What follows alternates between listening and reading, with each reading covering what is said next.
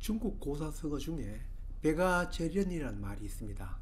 이 말을 그대로 풀이하면 백아라는 사람이 검은고 줄을 끊었다는 말입니다. 중국 춘추시대에 진나라의 대부로 유백아라는 사람이 있었습니다. 그는 당시대의 검은고의 달인이었습니다. 그의 친한 친구로 종작이라는 친구가 있어 백아가 검은고를 타면 그 곡조의 느낌을 얘기해 주었습니다. 두 사람이 어울려 한 사람은 검은고를 타고 그 친구는 그 곡의 느낌을 얘기해 주곤 하였습니다. 그러던 어느 날 종작이가 세상을 떠났다는 얘기를 들은 백아는 그만 검은고줄을 끊어버렸다는 얘기는 아는 사람은 아는 얘기입니다. 어떤 곳에는 백아가 검은고가 아니라 피리를 잘 불었다고 하는 것도 있는데 검은고와 피리의 문제가 아닙니다. 아무리 뭘 잘하는 사람이 있어도 그걸 알아주는 사람이 없다면 아무 소용이 없음을 말하는 얘기입니다. 오늘 얘기 드리는 제가 탭이나 비료를 줄 때마다 떠오르는 생각이 바로 이 백아와 종작이입니다. 비료와 미생물의 관계도 저는 백아와 종작이 사이가 아닌가 하는 생각이 들 때도 있습니다. 많은 사람들이 땅에 뿌린 비료가 녹기만 하면 작물이 흡수하는 줄 알고 있습니다. 저도 비료를 공부하기 전에는 그런 줄 알았습니다. 눈으로 보면 정말 그러니까요. 질소 비료를 뿌리면 질소 양분이 녹아 작물 뿌리로 흡수되고, 인산을 뿌리면 인을 뿌리가 흡수하고, 가리를 뿌리면 가리가 그대로 흡수되어진 줄 알았습니다.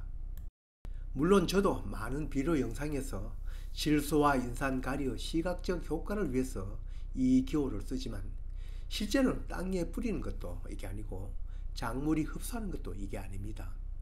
실제 비료이든 그 무엇이든 딱 질소, 인, 가리로 존재하는 것은 없습니다. 여러 비료 중 질소만이 들어있다고 하는 요소 비료도 질소 하나만 딱 들어있는 것이 아니라 아래와 같은 구조를 하고 있습니다.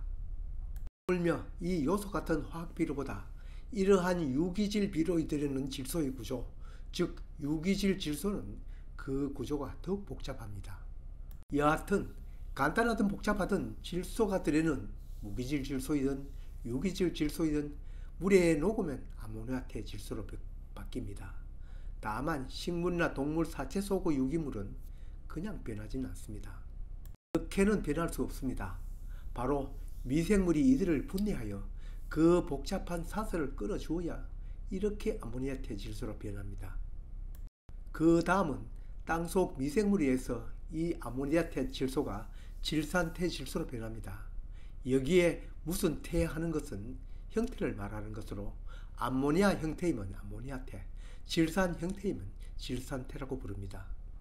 저야 시설 재배를 하지 않고 또 그 시설을 보지는 않았지만 이 원리대로라면 미생물을 이용하지 않는 양액 재배에서는 요소 비료를 사용하지 않을 겁니다. 질산 아모늄, 질산 가리, 질산 칼슘에 들어있는 질소를 이용할 겁니다. 미생물이 없는 환경에서는 미리 질산태 질소로 바뀌어진 질소를 이용해야 되니까요. 인산 비료도 당연히 인만 들어있는 비료를 땅에 뿌리지 않습니다. 아래의 그림과 같이 H3PO4 형태의 성분이 수소 하나가 달아나고 H2PO4 형태로 흡수되어집니다. 더구나 어떤 비료도 인산만 들어있는 비료는 없습니다. 여기에 있는 입산과서, 즉 과인산 석회도 구조식이 복잡하고 그 옆에 있는 인산가리도 가리와 인산이 섞여 있습니다. 거기에다 인산 비료로 주로 많이 쓰이는 용성인비나 용가리는 더욱 구조가 복잡하겠죠. 그렇게 된 주 원인은 제법 때문입니다. 그 외 다른 성분의 비료도 마찬가지로 딱 그 성분만 들어있는 비료는 손에 꼽을 정도입니다. 그래도 이들 화학 비료는 몇 개만 제외하고는 물이나 산에 녹아서 바로 식물이 흡수합니다. 그렇지만 동물의 사체나 식물의 사체를 비료로 만든 즉 유기질 비료는 미생물이 없으면 식물이 흡수하지 못합니다. 유기질 영양소는 무기질 영양소와는 비교도 되지 않을 만큼 복잡한 고리로 엮여져 있습니다. 그러니 식물의 뿌리로 흡수되기에는 너무나 덩치가 큰 편이죠. 어떤 곳에서는 설탕을 뿌린다, 그 뭘 뿌린다 하면 효과가 크다고 하는데 제가 알기론 이러한 덩치가 큰 것은 뿌리가 흡수하지 못하는 것으로 알고 있습니다. 이 고리를 끊어서 식물이 흡수할 수 있게 쪼개줄 수 있는 것은 바로 땅속 미생물입니다.